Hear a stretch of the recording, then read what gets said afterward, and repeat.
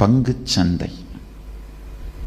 தன்னுடைய பங்களிப்பு எதுவுமே இல்லாமல் சந்தையை உருவாக்கி மக்களுக்கு எதையோ அவர்களிடம் வாங்கியது போலவும் கொடுத்தது போலவும் கற்பனையை உருவாக்கி, அவர்கள் வாங்கியது கொடுத்தது இரண்டிற்கும் கற்பனையான மதிப்பையும் காட்டி, பிறகு கற்பனை மதிப்பிற்கு வரியும் கூட்டி, கடைசியில் விழித்து பார்க்கும் பொழுது கற்பனை பூஜ்ஜியங்கள் கரைந்து போய் நிற்கும்.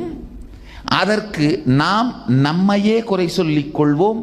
வேறு யார் மீதும் குற்றம் சொல்லக்கூட தெரியாத நிலையில் நாம் இருப்போம். இதுக்கு பேர் தான் பங்குச் சந்தை.